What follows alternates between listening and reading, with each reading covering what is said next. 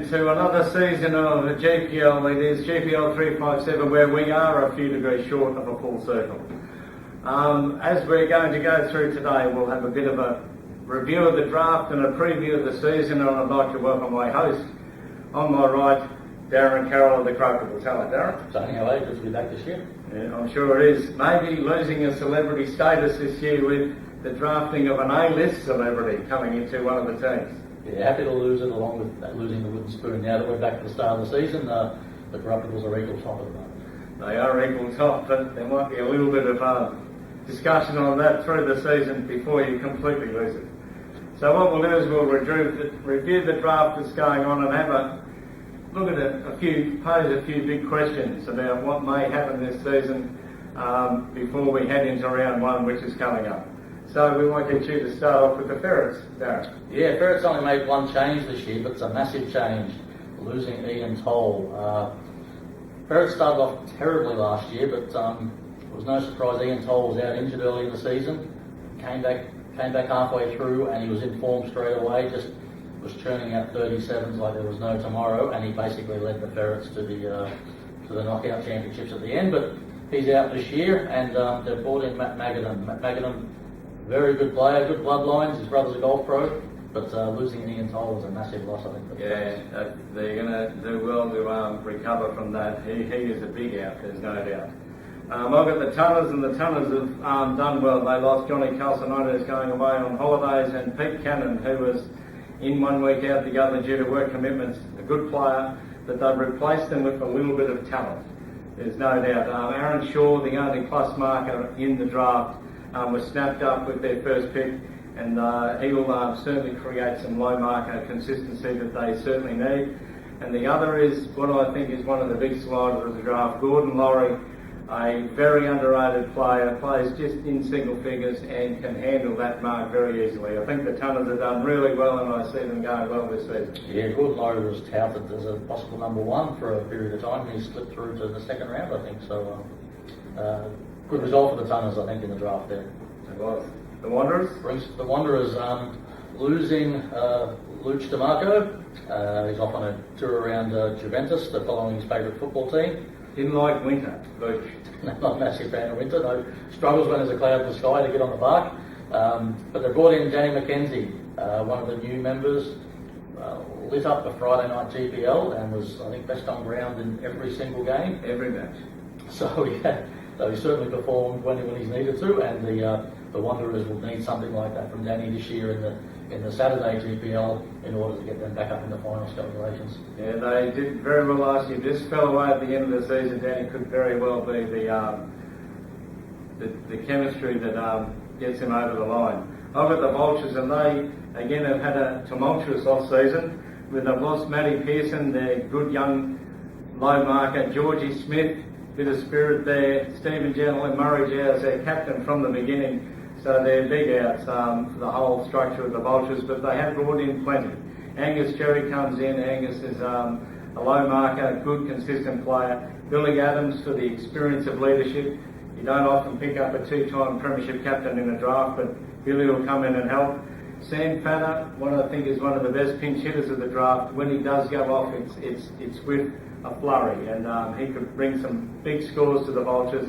And finally, Paul Hemingway, who's just slid in there, and I'm sure he'll make himself known through the season. So the Vultures, I think, will be around mid-table. They may push up depending on how well they gel through the season. Yeah, Matty Pearson, obviously a big loss, being a consistent low marker. I'm not sure he's that young, but I'm sure he'll be very happy with the rap you've given him.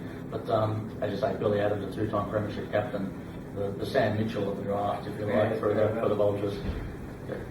And it brings us to the Wood Ducks. So the Wood Ducks,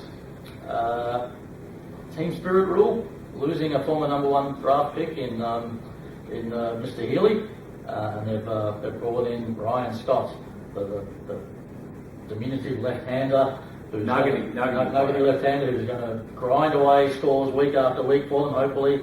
And the Wood Ducks, after a preliminary final last season, are hoping to just go one better this year and make it to the big final.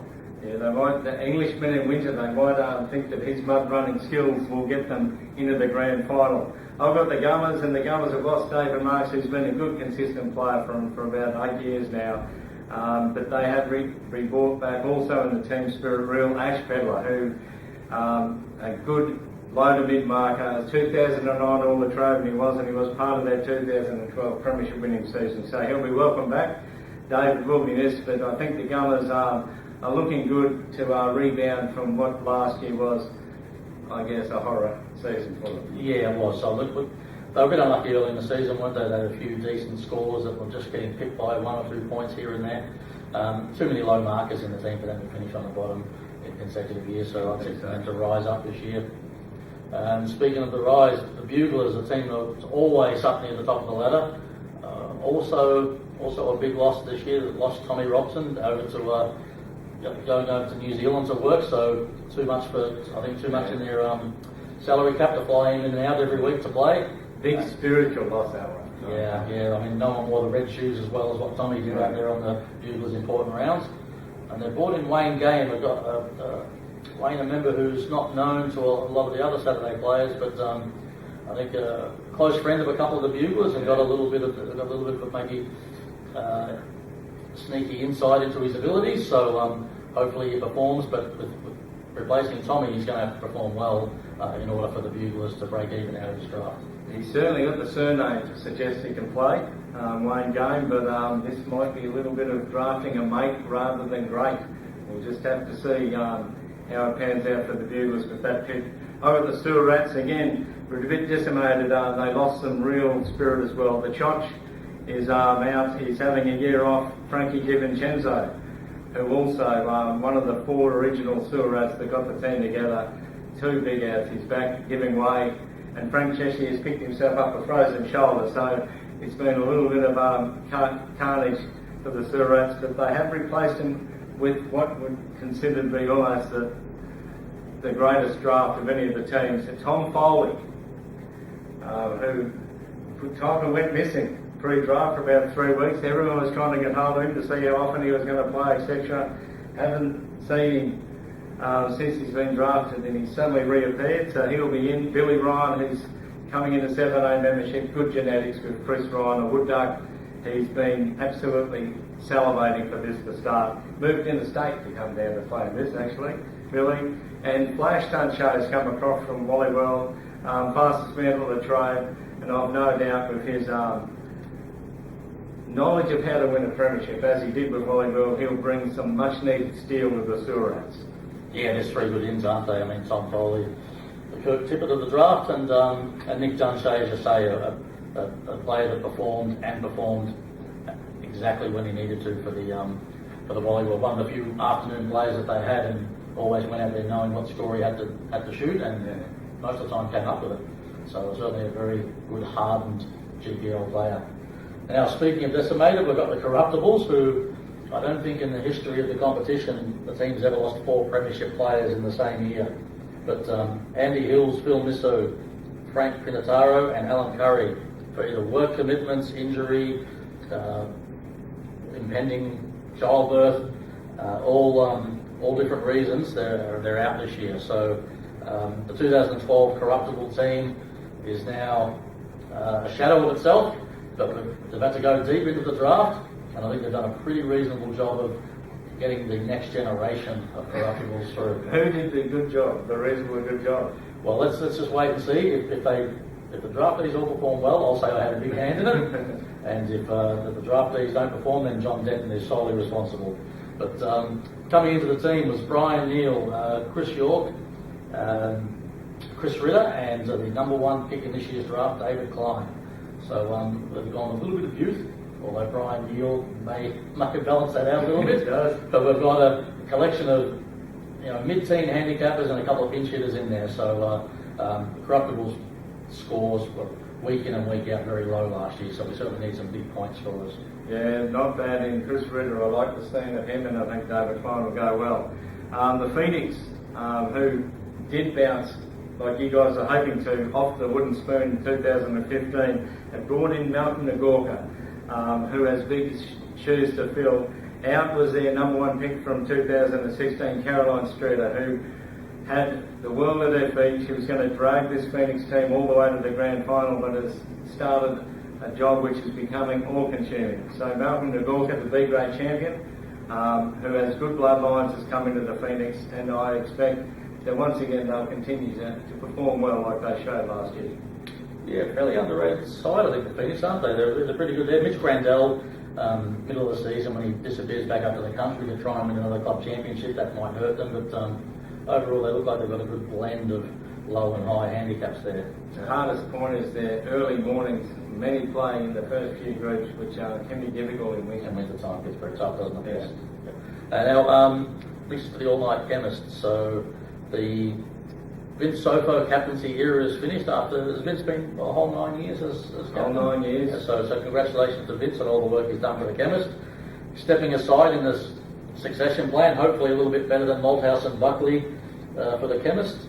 But Jamie Bain will be taking over, and hasn't it immediately shown through in the way that they've recruited this year? Recruiting a symbol of himself almost. So Ken Harvey out this year, Alf College out, and Glenn Morsley out. So three experienced players and 3 regular chemists are out, and they've recruited David Stavridis, Callum Brandt, and the first real A-list celebrity we've had in Chris Stavropoulos. Absolute A-list celebrity, was. I'm surprised he's not in the jungle. He's so famous. Yes, no, he's done a very good job on, was it My Kitchen Rules? Or House rules. House rules. Okay. He can't cook, but geez, he can build a house. So good luck to him on this coming Saturday, and good luck to all the chemists. But you can certainly see that there's that youthful exuberance. Hopefully, will help the chemists maybe get their first piece of silverware. Yeah, I like the look of the chemists. I must admit, I think they've done a good job in the draft, and we bring ourselves to one of the perennial greats, Wally World, who have always been a strong side. And they lose Nick Shea, but they bring in off the team spirit reel one of their originals, Connie Boggess. I reckon he's been brought in for one reason and one reason only, to combat the curse of Scrapper McLeod, and we'll see if the Boggess bounce helps, because Wally World really, they need to find a way to get past this curse, otherwise they'll be looking on again. Yeah, they're as solid can be, aren't they, Wally World? But I mean that curse, I think, is all consuming. They would play anybody in the finals apart from back nine after you're given the choice. I'm sure, no doubt. All right, brings us to F Troop. Okay, so F Troop lost a couple. John Max moved down to the coast, so the lure of sandy beaches and warm waters was too much for him, so he's missing this winter. And Paul Clohessy out with an injury, and they've brought in Peter Blair, maybe a little bit of a smoky in the draft. Peter Blair, former 4 handicapper, now slipped down to 11 or 12 and got a very solid game. And they brought a bit of youth in with Wayne Connolly, one of the new Saturday members. So good mix of skill and youth there in the drafting. And F Troop last year was sort of fairly solid, and just made that top 6 comfortably, and didn't quite have the guns to get it done at the end of winter and towards the end of the pointy end of the season. But they're hoping just with that little bit of skill with Peter Blair being a slightly better player than. Yeah, he looks like a mud runner. He looks like a guy that in winter he's still got enough under his belt to shoot the 36 points that they need, and then F Troop quietly confident about this year, I think. Well, I've got the Premiers back on, Mark. I never thought I'd say that, but they are the Premiers. You were on them early last year, and you rode them all the way to the title. They unfortunately have lost one of their Premiership players. Tony Kershaw has been with them right from the start as well. When the former merged brothers in arms, Tony Kershaw, and they've replaced Tony with the C-grade champion Jeff Reynolds, obviously looking for a little bit of pinch hitting from the C-grade troop. Have become a pretty solid team, to be honest. They're a good mix of low and high markers, and I think Backdoor Mafia will once again surprise through the season. Yeah, I'm not certain that they'll win another premiership. We're certainly looking at the way Leicester's going in their title defence in the EPL. And hopefully Footscray does the same in the AFL. But I think Backdoor Mafia certainly be in finals contention. Yeah. Speaking of finals contention, we've got the Tridents up next, perennial finals performers, and certainly won a few premierships, haven't they, along the way? They have. losing Phil McKenzie, a fairly solid player for them, but they've brought in one of their most decorated players coming back in the team spirit rule in Jeff Blackman. So Jeff's going to make any team stronger with his efforts. Really good, solid player. No, the Tridents look like they'll be up and about again. And finally, the last is the Wolfpack, and they've missed 3, which I think are going to be hard to replace. Jaron Moore, good, solid mid-team player. Jeff McChew, who used to just turn up unannounced and go out at 34, 35, 36 on a weekly basis. And Billy Hassett, their 2012 All Latrobe, one of their spiritual guidances. He will be sadly missed, having the year off. But coming into the Wolfpack, they haven't done a bad job. Peter Potter's back on the team spirit rule. You can hardly find a more competitive player than Potts. He will go hard. Dan Thompson is a straight swap for Geff and Chew. Good player, and will play regularly. And finally, David Wang. A little bit of pinch hitting from David Wang. He's on the way down from 30 to 19, and I'd expect that he will continue to improve his handicap through the season. So the Wolfpack might be a smoker to make a little bit of movement up into the 8, which they missed last year. So I've got some questions, I guess, I'd like to pose as we looked at the season in front of us. And the first naturally is Back Nine Mafia. Was it a bit of a one-hit wonder, or do you expect them to back it up and be strong again this year? Yeah, well, I mean, this time last year you would never even put them in the conversation when we're talking about winning a premiership. A pie in the sky for them was making finals. But sometimes by winning it creates a culture where you then expect that you're going to win again. So when you look at their team, they do look pretty solid. I mean Bruce Bayless in there who must have more All Latrobe shirts than everybody else, and Evan Gale again that afternoon. Don't bring in Shane, please. Don't bring in. Evan Gale, the afternoon player who the 2 marker who goes out there and plays to his handicap, standing on his head, and then they've got that pinch hitting morning group of Carroll, Tolsey and Derek Mandy, that one of those guys is capable of having a 40 every single week. So they do have that mix, but look, it'll take a while before we consider them to be a powerhouse, but they currently hold the silverware, so people have got to take it off them. They certainly do. It'll be interesting to see if they suffer a hangover. Wallagool and the Buglers, will they remain the dominant force that they seem to have been over the initial 9 seasons? I think Wally World will. If any team's going to tumble, I'm concerned that the Buglers may be a team. Losing Tommy Robson, a couple other guys haven't been informed. Last year they made the preliminary final, but I thought week in, week out their scores weren't that great and they fell over the line a few times. If the draw works against them this year, I've got a feeling that the Buglers may not finish as high as they have in previous seasons. I've heard some concerning reports from the Buglers after losing 3 grand finals in a row, then the prelim, that the red shirts, there might be a ceremonial burning of the red shirt, which will be, it's a strong colour, and they might be going away from the red, which will be a big call, but it shows to me that they're fragile. Yeah, well, it's certainly, I mean, if you think back when Mac O'Brady got Seve Ballesteros to burn his golf clubs in an effort to try and create some good karma with a new swing and a new career. Look, when you lose 3 grand finals, especially the way they lost a couple of them, you've got to try anything, don't you?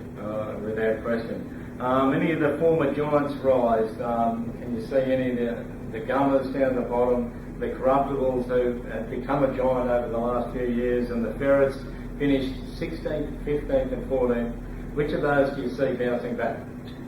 I'd love to say Corruptibles, but I mean, when I look at the other teams, I do think the Ferrets have the ability to rise up the ladder. I thought it was almost a perfect storm last year. The first 5 or 6 games, they were losing games that they shouldn't have, and then the scores they were putting together by the end, they were the best team in the competition by the end of the season last year. They were fantastic through winter, there's no doubt, which is when you've got to perform to win this thing, there's no doubt. Yeah, so if they get off to a good start, I think the Ferrets will cut a sway through the field this year. Now, I've no doubt that as soon as the draw came out, everyone at Volleyball went straight through the fixture to look for the Back Nine Mafia. Will the curse remain? Definitely, yeah. As we just mentioned with the Buglers, I think once golf's a game where psychologically you can be beaten before you start more than any other sport, and I think that even just the sight of that black back 9.5 of your shirts is enough to just cost every player in volleyball a couple of points every time they tee it up. It's a black mark in their history that I don't think they'll be able to rub out, to be honest. Until they beat them in the grand final, because remains. Curse remains, there's no doubt. So that is it. We are into our 10th season. At the end of this season, we'll be picking a team of the decade, the individuals of the decade. So it'll be a tremendous show battle. Thanks for your time today, Darren. It'll be interesting to see how round one goes this week. Don't forget, if you want to win this thing, you've got to turn up and play well. This has been GPL 357, and we'll see you on the weekend.